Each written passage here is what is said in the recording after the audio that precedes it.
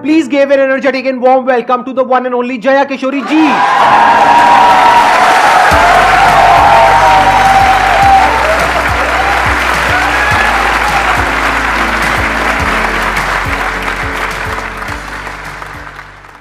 इनकी स्माइल में इतनी पॉजिटिविटी है, आई थिंक इनको कुछ बोलने की जरूरत ही नहीं है। अगर ये पूरे सेशन में यहाँ पर सिर्फ बैठ करके स्माइल करती रहे तो आई थिंक ये सेशन बहुत अच्छा हो जाएगा। इनका एक मोटिवेशनल चैनल भी है।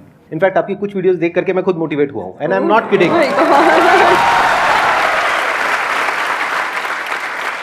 तो मैं पर्सनली आप सबको रिकमेंड करूंगा कि एक बार आप जा करके देखिए इनकी जो मोटिवेशनल वीडियोस हैं, और आप सबको बहुत कुछ सीखने को मिलेगा और बहुत अच्छा लगेगा। Thank you so much. और आपसे इंस्पायर होकर शायद हमने चैनल खोला है।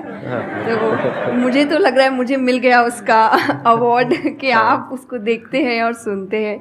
थैंक यू सो मच, बहुत बड़ी बात है ये। यूट्यूब पे या इंटरनेट पे देखना एक अलग होता है, और जब आप फिजिकली वो चीज़ को फील कर सकते हैं, एक्चुअली एक ऑरा होता है, एक वाइब होता है, वो आपको फेस टू फेस ही मिल सकता है। तो आप सब बहुत लकी है, आज मैं भी लकी हूँ कि मुझे वो ऑरा, वो वाइब महसूस करने को मिल रहा है जो हम यूट्यूब पे ऑल टाइम देखते रहते हैं। और आज तो आप डबल लकी हैं क्योंकि मेरे साथ साथ आपको इनको भी सुनने का मौका मिल रहा है।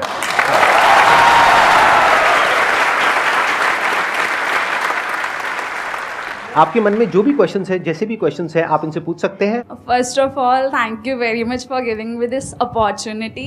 I want to ask you कि like आपने ये क्यों चूज किया कि you want to go into spirituality, कि मुझे इस चीज़ में ही जाना है? टू बी वेरी ऑनेस्ट, मैंने चूज़ नहीं किया था, इस स्थान ने मुझे चूज़ किया था, क्योंकि मैंने शुरुआत 6 साल की उम्र से की थी।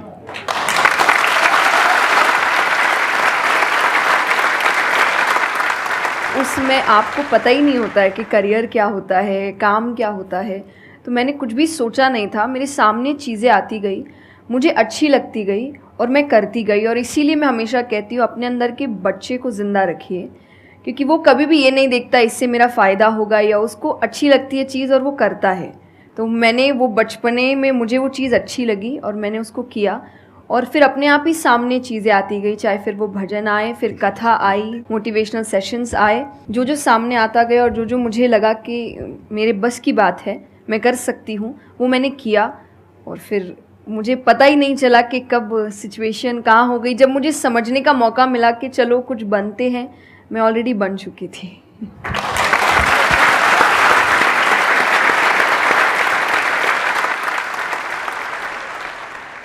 मेरा क्वेश्चन कंसंट्रेशन पावर को लेके है, या दूसरी तरह से बोल सकते हैं अवेयरनेस को लेके। जैसे किसी भी काम पे जो ध्यान लगाने की कैपेबिलिटी होती है वो डिफर करती है पर्सन टू पर्सन। मुझे पूछना था क्या कोई इसका बायोलॉजिकल बेसिस भी है, या सिर्फ प्रैक्टिस पे डिपेंड करता है कि किसी की प्रैक्टिस थोड़ी कम है और किसी की ज़्यादा? कई ऐसे एक्सरसाइजेज है जो आपको हेल्प करती है कंसंट्रेशन के लिए।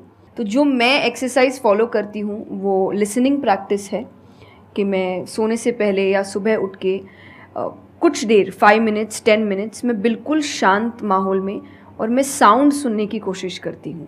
और ऐसा माना जाता है कि जिस दिन आपको 5 से ज़्यादा साउंड सुनने लग जाए, और 5 का मतलब हुआ कि ऐसा नहीं कि आपके घर में टीवी और मिक्सी और सब चल रहा है तो आप कहे कि अरे भाई 5 साउंड सुनाई दे दिए, नहीं। जब शांति हो तो वो एक बहुत अच्छी प्रैक्टिस है जो आपके दिमाग को हेल्प करती है किसी एक चीज़ पर ध्यान लगाने के लिए। तो आप ऐसे कंसंट्रेशन पावर के एक्सरसाइजेज होती कर सकते हैं, और जो मैं करती हूँ मैंने आपको बताया, मैं रोज़ करती हूँ।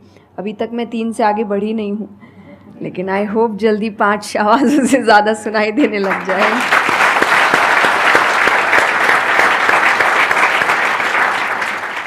बचपन से जो आपने किया अभी तक वो तो मैटर करता ही है। फॉर एग्जाम्पल, अगर आप बचपन से ही सिर्फ कंप्यूटर पर ही अपना टाइम पास कर रहे हो या मोबाइल पे, जो आजकल बड़ा कॉमन हो गया है, तो आपकी जो कंसंट्रेशन पावर है वो पैसिव वे में तो अच्छी होगी। यानी कि अगर कोई कंटेंट है उसको आप कंज्यूम कर रहे हो तब तो आपका माइंड वहां पर लग जाएगा, लेकिन जब खुद ध्यान लगाने की बारी आएगी तो आप नहीं लगा पाओगे। एक्टिव कंसंट्रेशन आप नहीं कर पाओगे। और वही आपका क्वेश्चन है कि जो अपनी एक्टिव कंसंट्रेशन पावर है उसको कैसे बढ़ाया जाए, यानी कि आप जब चाहे, जहां चाहे, जितनी देर के लिए चाहे उतनी देर के लिए अपना ध्यान लगा सके, और जब चाहे वहां से ध्यान हटा सके। इसी को कहेंगे ना कि एक्चुअल में आपका जो ध्यान है वो आपके कंट्रोल में है। नहीं तो इतना कुछ है इस दुनिया में, वो तो सब खींचने के लिए तैयार बैठे हैं आपके ध्यान को, आपकी अटेंशन को। अगर फाइनेंशियली बात करी जाए तो आज की डेट में सबसे ज्यादा जो वैल्यू है वो आपकी अटेंशन की है। जितनी भी कंपनीज हैं उनके लिए सबसे इंपॉर्टेंट है आपकी अटेंशन। अगर आपकी अटेंशन आपके हाथ से निकल जाती है और उनके हाथ में चली जाती है तो वो हो जाएगा जो वो चाहते हैं, यानी उनको प्रॉफिट हो जाएगा, आपको नुकसान होता है हो जाए। तो अब सवाल उठता है उसको कैसे बढ़ाया जाए। चेस बहुत अच्छा तरीका है उसको बढ़ाने का।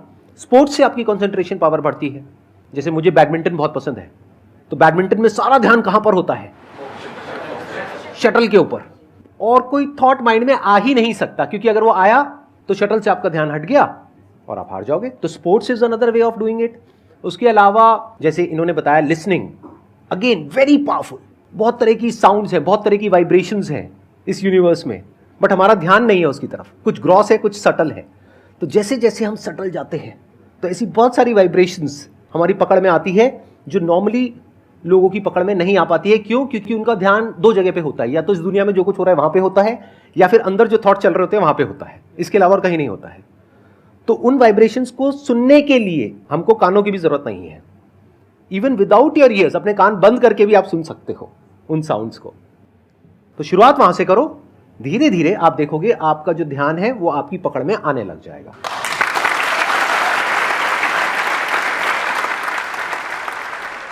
मेरा क्वेश्चन आपसे मतलब दोनों से ही है, वो ये कि हम लोग मतलब आज की सोशल मीडिया वाला ज़माना है तो हम लोग बहुत डिस्ट्रैक्टेड रहते हैं, और जब भी स्पिरिचुअलिटी की बात होती है फैमिली में, फ्रेंड्स में, तो सभी ये कहते हैं कि स्पिरिचुअल अभी होने की ज़रूरत नहीं है, करियर पे ध्यान दो, अभी कौन सा टाइम है, बाद में देख लेना। और हम लोगों के घरों में भी हम देखते हैं। तो मैम ये चीज़ कैसे, मतलब उनको कैसे समझाई जाए कि ये चीज़ कितनी इम्पॉर्टेंट है और उसकी इम्पोर्टेंस क्या है? मेरे हिसाब से, और आई थिंक मेरे क्या पूरी दुनिया के हिसाब से, जो भी स्पिरिचुअलिटी को ठीक से समझता है ये यंग एज प्रोसेस ही है। जैसे अगर आप रिलीजियस वे में भी सुने तो भगवान को हम कुछ भी चढ़ाते हैं वो फ्रेश होता है। प्रसाद है, फूल है, कुछ भी एक दिन दो दिन पहले नहीं होता। तो हम खुद इतने पुराने होके क्यों फिर अपने आप को चढ़ाते हैं? जब आप रिजिड हो चुके हैं, जब आपको आगे कुछ काम खास करना नहीं है, आप रिटायर हो चुके हैं, तब आप उस स्पिरिचुअलिटी का करेंगे क्या? आपकी लाइफ में कोई चैलेंजेस होंगे ही नहीं जब सामना करने के लिए। तो स्पिरिचुअलिटी मतलब सिर्फ पूजा पाठ नहीं होता। मंत्र, जैसा मैंने लिसनिंग एक्सरसाइज बताई, वैसे ही मंत्र चैंटिंग भी एक बहुत बड़ी एक्सरसाइज है कि आप मंत्रों का उच्चारण करते हैं मेडिटेशन में, क्योंकि जो पावर, जो वाइब्रेशंस वो साउंड रखते हैं वो आई थिंक दुनिया में और कहीं नहीं है। तो वो आपके करियर के लिए, कंसंट्रेशन पावर के लिए, कॉन्फिडेंस के लिए, मेमोरी पावर के लिए, सबके लिए बहुत अच्छा है। तो आपको यही समझाना है कि आप स्पिरिचुअलिटी का मतलब, एक तो पहले ये पर्सपेक्टिव हटा दें कि हम सब त्याग देंगे, हम सब छोड़ देंगे। ऐसा कुछ भी नहीं होता। गीता जी में स्पिरिचुअलिटी का ज्ञान उसको दिया गया है जिसको आगे जाके राजा बनना है। अर्जुन को, उसके पास क्या लग्जरी नहीं है, राज्य नहीं है, पैसा नहीं है, क्या नहीं है। तो अध्यात्म का मतलब कभी भी नहीं होता सब कुछ छोड़ देना, सबके बीच रहना है, पर इस तरीके से रहना है कि वो आप पर हावी ना हो हर चीज़। यही आध्यात्म है, यही स्पिरिचुअलिटी है कि बाहर की चीज़ें यहाँ ट्रबल ना कर सके, बस इतना ही करना है।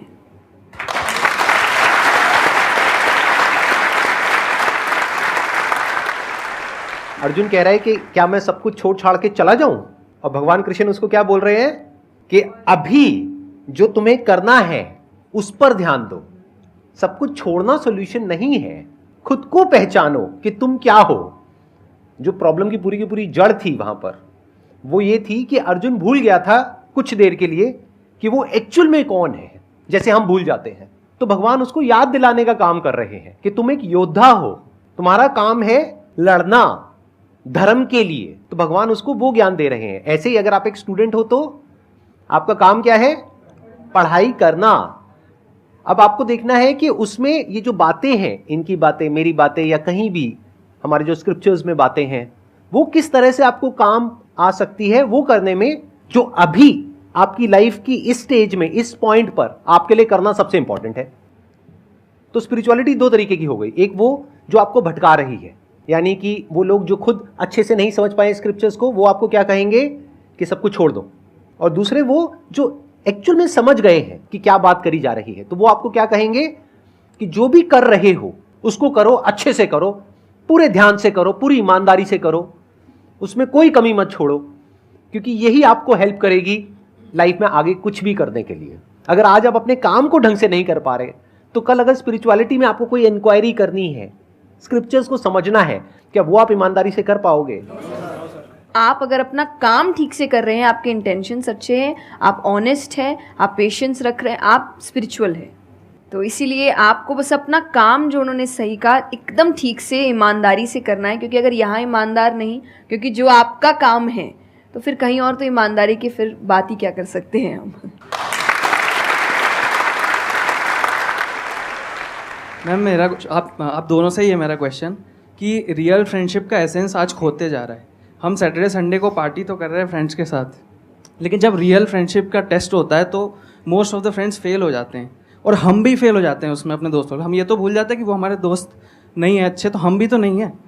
तो ये चीज़ हम रियल फ्रेंडशिप को आज कैसे वापस उसके एसेंस को रीजनरेट करें और खुद भी दूसरों के अच्छे दोस्त बने? दोस्ती बहुत बहुत ज़रूरी होती है, और इस पे भी मेरा एक छोटा सा वीडियो है कि आप फ्रेंड्स को आइडेंटिफाई कैसे करें, या वही जो क्वालिटीज़ है वो खुद में भी कैसे लाएं।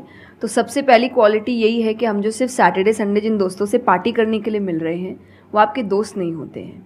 वो आप बस एंटरटेनमेंट के लिए, आपको मस्ती करना है, मज़ा करना है, तो आप मिल रहे हो। लेकिन एक्चुअल जो आपके दोस्त होते हैं ना, वो आपको भी सिखाते हैं, आप उनको भी सिखाते हैं, वो आपके साथ ग्रो करते हैं। और जैसा आपने कहा एसेंस, जैसे मैं मेरे पेरेंट्स के जो दोस्त हैं, सालों से इक्के दुक्के हैं, लेकिन अभी तक हैं। और अभी भी हम कई बार ऐसा लगता है कि आप ऐसे कैसे बात कर रहे हो उनसे, तो वो कहते हैं हमारे दोस्तों को अपने दोस्तों जैसा मत समझना कि हम एक दो बोल देंगे या एक दो चीज़ें हो जाएंगी और हमारी दोस्ती टूट जाएगी। हमारी दोस्ती इस चीज़ पर नहीं बनी है। वो अगर महीनों भी एक दूसरे से नहीं मिल रहे हैं, या एक साल तक भी उन्होंने बात नहीं की है, वो एक साल बाद भी फ़ोन करते तो वो वैसे ही होते जैसे वो एक साल पहले थे, जहाँ उनकी बात छूटी थी, बिल्कुल वैसे। तो सबसे पहली चीज़ कि यही कि ज़रूरी नहीं है आपको अपने दोस्तों से हर एक इंटरवल में मिलना है, तभी आपकी दोस्ती कायम रह सकती है। क्योंकि अब लोग आगे बढ़ रहे हैं, बिजी हो रहे हैं, काम कर रहे हैं, दूसरे शहरों में पढ़ने जा रहे हैं। अगर आपकी दोस्ती सिर्फ मिलने मिलाने से और मस्ती करने से, तो वो दोस्ती नहीं है। तो ये सबसे पहली चीज़ है कि जो आपको आपके सिचुएशन को समझे, वाइस वर्सा आप उसके सिचुएशन को समझिए कि दोस्ती है पर ज़िंदगी भी है, काम भी है, मेहनत भी है, परिवार भी है। सबसे बड़ी तपस्या, सबसे बड़ा तप मैं कहती हूँ गृहस्थ जीवन ही है। Thank you for the compliment. उसमें आपको इतना कुछ करना पड़ता है, वो एक सिचुएशन को समझना ज़रूरी है। दूसरा, आजकल जो एक ट्रेंड बन चुका है कि फ्रेंड्स सपोर्टिव होने चाहिए, तो सपोर्टिव का मतलब ये नहीं कि तुम गलत भी करो, तो जो कर्ण और दुर्योधन की दोस्ती थी कि नहीं भाई पाप भी कर, मार, गलत कर, मैं तो साथ खड़ा हूँ, ये दोस्त नहीं होते। ये बहुत बड़ा पॉइंट बोला है इन्होंने, अभी इसके बारे में मैं बात करूँगा। ये दोस्त नहीं होते हैं। दोस्त आपको आपके पास खड़े रहेंगे सपोर्ट में, लेकिन ये हर वक्त बताएंगे कि तुम गलत हो, तुम गलत कर रहे हो, इसकी सज़ा मिलेगी। तो ये सच्चे दोस्त होते हैं। तो आप या तो कहते हैं ना कि कृष्ण जैसे दोस्त बनो, खुद ही बनो। बात यहीं आती है, कृष्ण जैसे ढूंढने से पहले कृष्ण जैसे दोस्त बनो, कि जो हर वक्त बताने। कृष्ण कभी अलग नहीं हुए अर्जुन से। जब वो कहने लगा कि मैं नहीं लड़ सकता, ये नहीं, उन्होंने उस वक्त बहुत डांटा कि क्षत्रिय है, ये तरीका है बात करने का, ऐसे बोलते हैं, तो इतना बड़ा महाबाहु है, बड़े बड़े नाम बताए, याद दिलाया कि तुम कितने अच्छे हो। तो सबसे बड़ा दोस्त का आई थिंक क्वालिटी यही है, जो सपोर्टिव है लेकिन गलत चीज़ों में नहीं है, वो हर वक्त सही के लिए आपके पास खड़े हैं। और तीसरा जो मैं सबसे अच्छा कहती हूँ कि आपकी और उनकी मेंटालिटी मैच होनी चाहिए।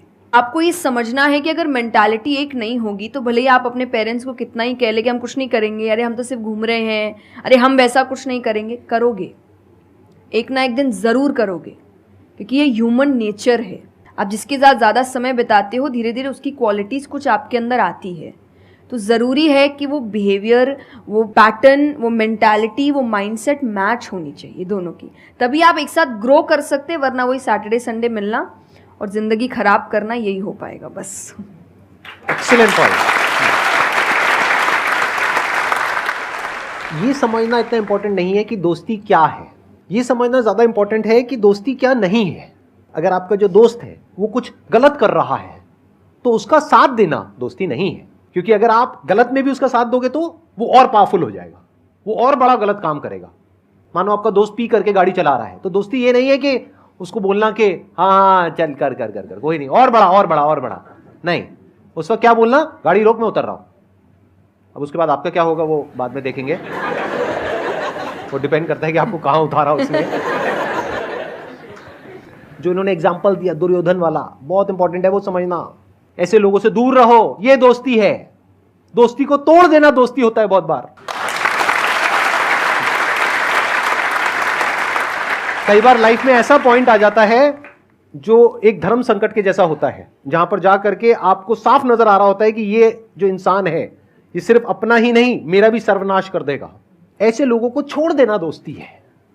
फिर अगर उसके अंदर इंसानियत वापस से जागती है तो वापस से वो अगर आपके पास में आता है तो ठीक है, नहीं आता है तो कोई बात नहीं, छोड़ दो ऐसे दोस्त को। तो बड़े ध्यान से चुनना अपने जो दोस्त हैं। जो इन्होंने कहा संगति बहुत इंपॉर्टेंट है लाइफ में, इसीलिए पहले के जमाने में सत्संग की इतनी वैल्यू होती थी। हर घर में एक सत्संग हॉल होता था एक जमाने में। आज जैसे हम सत्संग का नाम सुनते हैं हमारे माइंड में कुछ और ही आने लग जाता है।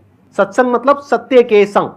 सत्य मतलब वही जो इन्होंने कहा कि जब कोई सही रास्ते पे चल रहा है तो उसका साथ देना, और कोई झूठ के रास्ते पे चल रहा है, कोई गलत काम कर रहा है तो उसका साथ छोड़ देना।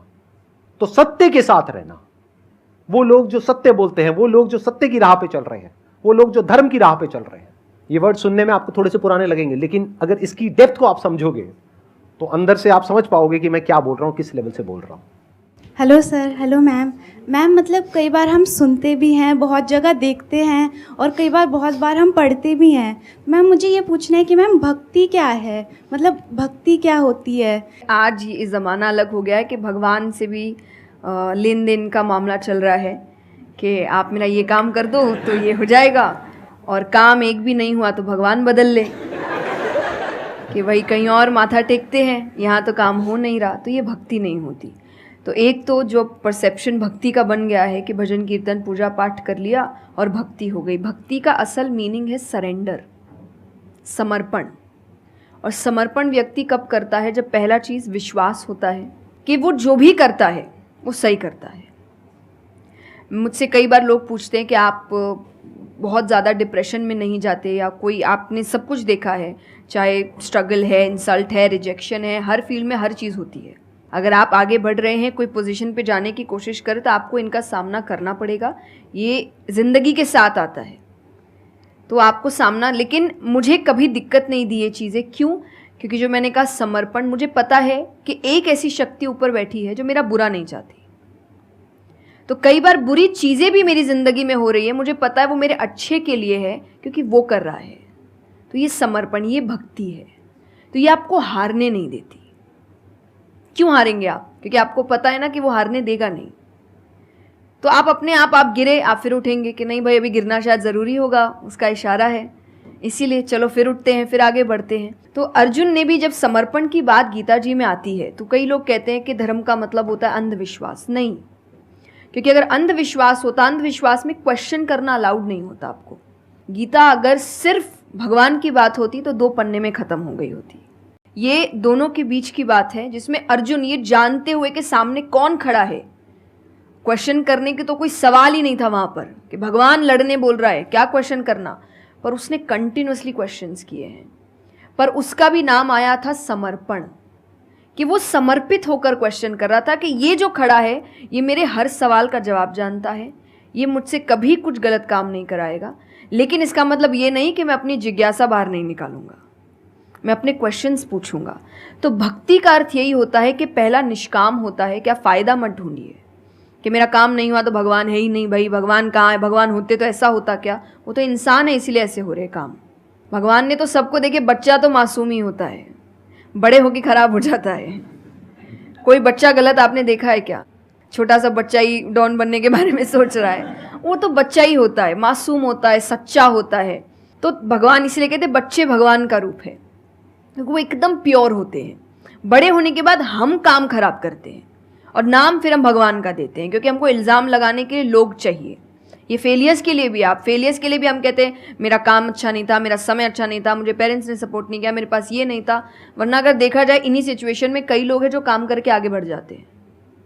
तो करने वाला तो कर लेगा, नहीं करने वाला इल्ज़ाम लगाएगा। तो वो इल्ज़ाम अभी हमें ऐसे दिखता है एक ऐसा कोई है जो सामने तो खड़ा नहीं है, भगवान लगाओ इल्ज़ाम। एक फ़ोटो है ना इंटरनेट पे कि एक भगवान खड़े, छोटी बच्ची खड़ी है, छोटी बच्ची के हाथ में एक टेडी बेयर है, तो भगवान वो मांग रहे हैं और वो बच्ची बोली मुझे बहुत अच्छा लगता है, मुझे नहीं देना। उसको नहीं पता कि भगवान के पास पीछे एक बड़ा सा टेडी बेयर रखा है और भगवान उसको कह रहे कि बस दे दो और मुझ पे विश्वास रखो कि वो दे दो छोटी चीज़ जो तुमसे, आपको वो बुरी लग रही है उस वक्त कि मेरे साथ गलत हो गया या मेरा छोटा काम नहीं हुआ, मैंने तो इतनी पूजा की थी, इतना काम किया था, शायद तुम उस काम के लिए नहीं बने हो, तुम और बड़े चीज़ के लिए बने हो। तो निष्काम क्या है कि आपकी भक्ति निष्काम है, स्वार्थ से नहीं बनी है, तो भक्ति आगे बढ़ेगी। दूसरा सरेंडर, कि मेरे हर सवाल का उत्तर सिर्फ उसके पास है। तो ये दो चीज़ें भक्ति बनाती हैं।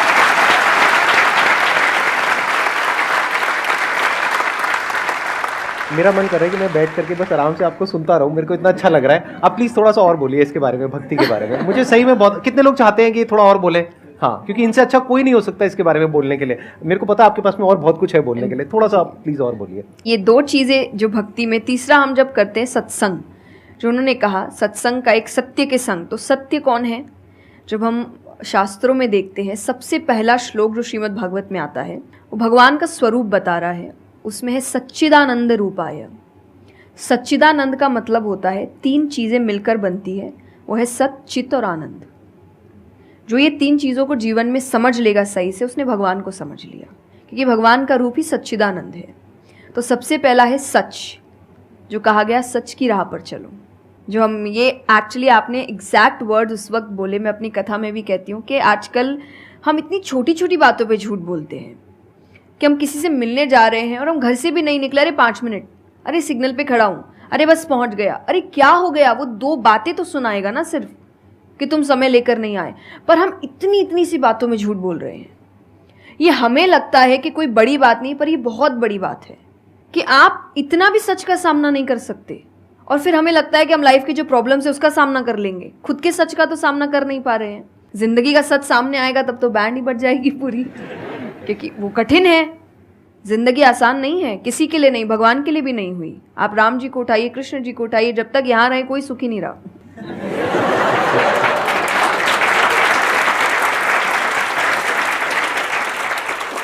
तो सुखी तो कोई नहीं रहा यहाँ पर, आपको सुख खुद ढूंढना पड़ता है, आपको अपना जीवन खुद निकालना पड़ता है अपने चॉइसेस को लेकर। तो इसीलिए पहला सत है। दूसरा चित है, अवेयरनेस। हम अवेयर नहीं हैं चीज़ों को लेकर, हम इग्नोर करते हैं। अवेयरनेस और इग्नोरेंस ये ऑपोजिट्स हो गए कि आप कोई भी चीज़ आपको समझ नहीं आ रही है, नहीं है। मैं अधिकतर नास्तिक लोगों को आप देखिए, उनको अगर पूछे ना भगवान को मानते हैं, तो उनके पास एग्जैक्ट रीजंस नहीं होते कि क्यों नहीं मानते, बस नहीं है, दिखा नहीं, मुझे नहीं दिखा तो नहीं है। तो तुम्हें तो बहुत चीज़ें नहीं दिख रही। मेरे पापा इस पर मैंने एक बार से क्वेश्चन किया था कि बोले तो पापा कैसे जवाब दे? तो पापा बोले उनको पूछना उन्होंने अपने परदादा को देखा था। देखा तो नहीं होगा,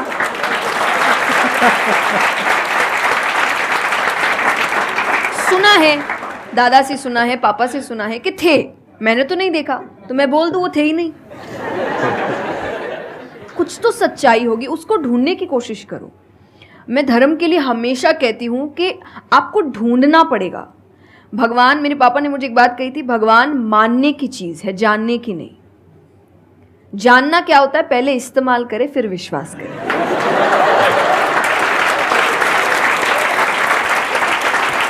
कि पहले देखेंगे है कि नहीं है, फिर बताएंगे, तो वो तो भगवान है, वो कहेंगे देख मैं भी घुमाता हूँ। वो भगवान है भाई, उनको अगर आप बोलोगे कि मेरे सामने आ, मुझे दिखा तू है कि नहीं, तो बोलेंगे घूम, नहीं दिखाता, कभी नहीं हुई, नहीं जा। तो भगवान मानने की चीज़ है, मानो वो अपने आप जना देंगे वो कहाँ है। तो भगवान के लिए माना गया कि पहले आपको मानना पड़ता है, दैट इज सरेंडर, कि मैं मानता हूँ, मैं इसीलिए पढ़ रहा हूँ। अधिकतर लोग अभी पढ़ क्यों रहे हैं, जान क्यों रहे हैं? गलत साबित करने के लिए। और दुनिया के लिए भी, आप किसी भी चीज़ को जानने की कोशिश करो तो सिर्फ एक खाली दिमाग से जानने की कोशिश करो, अपने दिमाग से नहीं कि मुझे गलत साबित करना इसीलिए पढ़ता हूँ चलो। तो फिर आपका दिमाग सीधा उस गलत बात पे ही जाएगा कि देखो मैंने तो बोला ही था गलत है, और उसके आसपास कितनी अच्छी बातें लिखी होगी आप देखेंगे नहीं। पर आपको जो बस साबित करना है, आप उस लोग सुनते भी आजकल इसीलिए हैं। मैं कथा में एक बात कहती कि बस आजकल कथा ही बची है सुनने वाली चीज़, वरना आप कहीं भी 2 लोगों को देखिए वो बोलेगा मैं बोलता हूँ, नहीं मैं बोलता हूँ, नहीं मैं बोलता हूँ। दुख देखिए किसी के, प्रॉब्लम्स को एक बोलता है अरे मेरी ज़िंदगी अच्छी नहीं चल रही, अरे मेरी उससे भी खराब है। आप किसी से मदद भी कहाँ मांगेंगे कि वो एक दुख सुनाओ वो 4 सुनाता है, तो क्या ही मदद मांगे कि तो मेरे से दुखी है, तू मेरे से और 500 रुपये रख भाई। ये तो तो लोग हर वक्त कोई सुनना नहीं चाह रहा, और सुन भी रहे हैं तो इसीलिए कि ताकि बस मैं बोल सकूं, कि ये ख़त्म करे बस, जल्दी से ये चुप हो ताकि मैं बोलूं। तो ये बंद करिए। भगवान ने अर्जुन की पहले पूरी बात सुनी थी, एक बार भी बीच में इंटरप्ट नहीं किया, उसकी पूरी बात सुनी। क्यों? तभी वो आंसर ठीक से कर पाएंगे। अगर आप बीच में हर चीज़ में इंटरप्ट करेंगे, लोगों के ओपिनियंस में इंटरप्ट करेंगे, तो आप उनकी बात को नहीं समझ पाएंगे। जितना सुनेंगे उतना सीखेंगे, क्योंकि बोलोगे तो वही जो आता है, पर सुनोगे तो कई बार ऐसी चीज़ें पता चलेगी जो नहीं पता, जो नहीं आता है। तो सत्संग यही है। आप लोग एक काम करो, अपना मोबाइल ऑन करो और अपने घर पे फोन कर दो कि शाम तक हम यहीं बैठे हैं। मतलब मेरा मन तो नहीं है यहाँ से आज उठने का, मेरा मन है आराम से बैठ करके इनसे सुनने का। मुझे तो बहुत अच्छा लग रहा है, लेकिन आई एम नॉट श्योर कि इनके पास में इतना टाइम होगा या नहीं होगा। आप प्लीज, आई एम सॉरी, मैंने आपको इंटरप्ट किया। नहीं नहीं, बिल्कुल। तो यही छोटी छोटी बातें हैं, देखिए। और आनंद का मतलब एक्चुअली परमानेंट हैप्पीनेस होता है, जो आपको भगवान के साथ ही मिलता है, कि आपको किसी की ज़रूरत नहीं है, बाकी सब कुछ टेम्पररी है। और टेम्पररी खुशियों के लिए भगवान ने अर्जुन को लड़ने के लिए इसलिए नहीं बोला था कि तेको राज्य मिल जाएगा, खुशी मिलेगी, पैसा मिल जाएगा। नहीं, एक परमानेंट हैप्पीनेस थी कि मैंने अपना काम अच्छे से किया, उसके लिए लड़ो। तो जो भी काम कर रहे हो परमानेंट क्या है उसमें वो देखो, और ये आपकी सक्सेस पे भी काम आता है।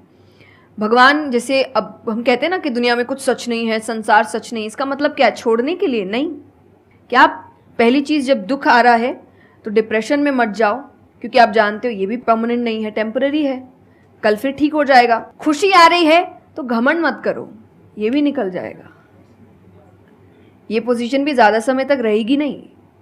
तो उसको रखने के लिए काम करते रहो।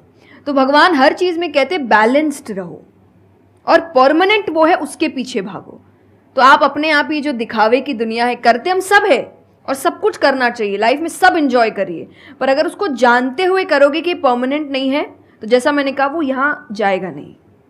जैसे एक पक्षी है, आप पेड़ पे उसको बैठा दो और फिर जिस ब्रांच में वो बैठी उसको काटने लगो, और जब तक ब्रांच नहीं गिरेगा वो नहीं हटेगी, क्योंकि उसको ब्रांच पे भरोसा है ही नहीं। उसको पता ये रहेगा ना, उसको अपने पंखों पे है कि वो जैसे ही गिरेगा मैं उड़ जाऊंगी।